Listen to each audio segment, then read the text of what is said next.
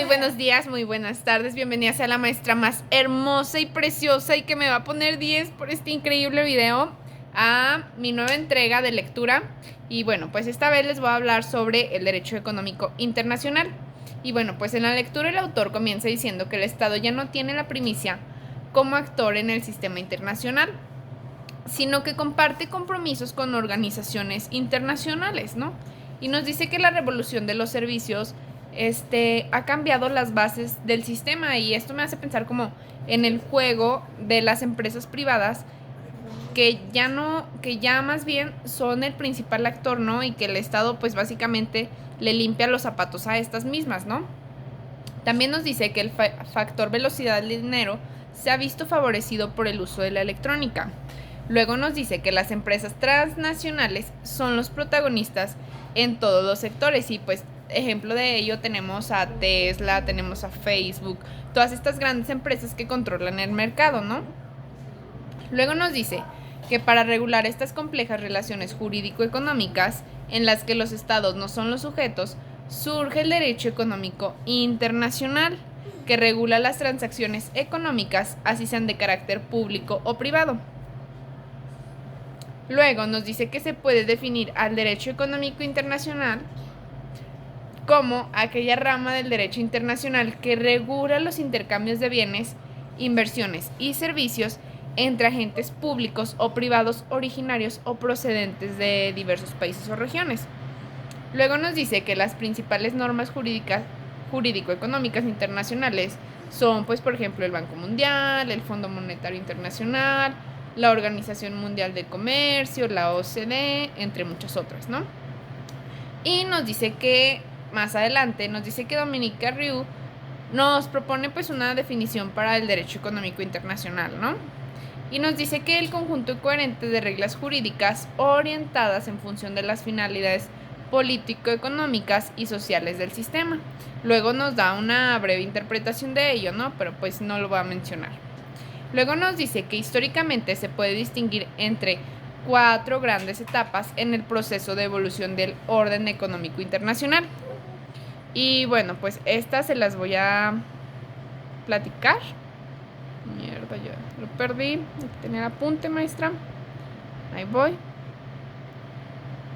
Y bueno, nos dice que la primera se remontan al inicio de la Revolución Industrial en la Inglaterra de la segunda mitad del siglo XVIII.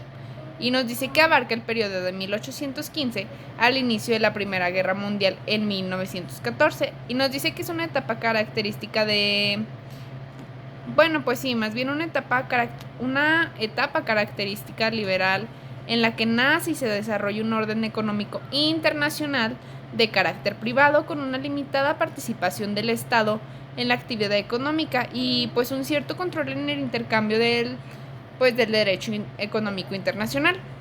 Luego pues nos habla de una segunda etapa y nos dice que en esta inicia el término de la Primera Guerra Mundial en 1918 y que finaliza con la Segunda Guerra Mundial en 1945. Y nos dice que esta fase es conocida con el nombre...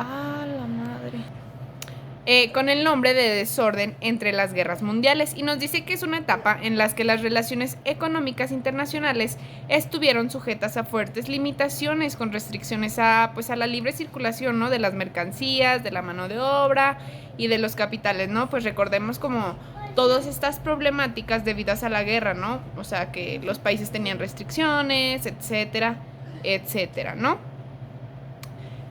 También en este periodo está marcado por la inconsistencia de un marco institucional de cooperación económica internacional, lo cual contribuyó a agravar los problemas económicos, pues sí, ¿no? Que estaban existentes. Y nos dice que para hacer frente a estas dificultades económicas, los principales países actuaron de forma individual y desconfiada, pues generándose guerras económicas, ¿no?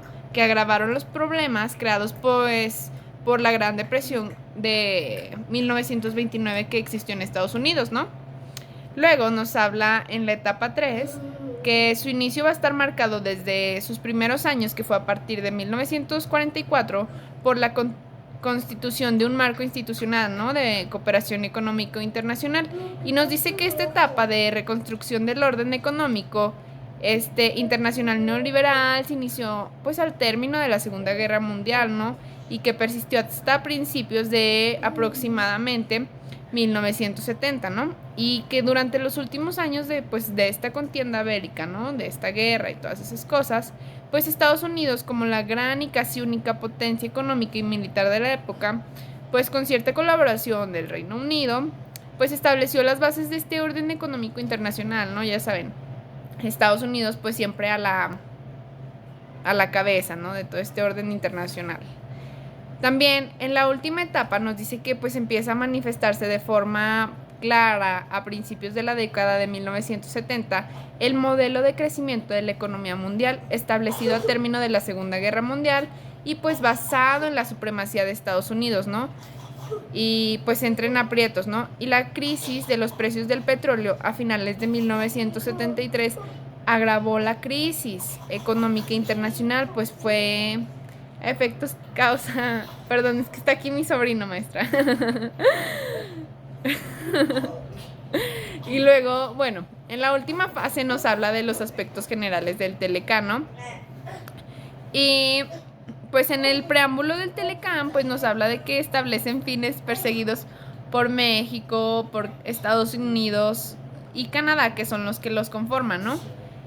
Y pues nos dice que reafirmar los lazos de amistad y cooperación entre sus naciones, dice que también contribuirá al desarrollo armónico, la expansión del comercio mundial y ampliar la cooperación mundial, crear un mercado más extenso y seguro para los bienes y servicios producidos en sus términos, y también nos dice pues que reducir las distorsiones en el comercio, proteger y fortalecer y hacer efectivos los derechos de los trabajadores, entre muchas otras cosas, ¿no? Y pues recuerdo algo que había leído que decía que cuando recién había iniciado el Telecán, pues mucha gente de México pensaba que estas grandes industrias iban a llegar al país y iba a hacer que pues los comercios locales, o por ejemplo, digamos, la señora de las gorditas de la esquina se quedara sin trabajo. ¿Por qué? Porque todas estas grandes industrias como McDonald's pues iban a venir y apropiarse de los recursos, de la gente y de todas estas cosas, ¿no? Y bueno, pues esto es todo por mi video. Fue una lectura muy interesante, la verdad. Muchas gracias, maestra.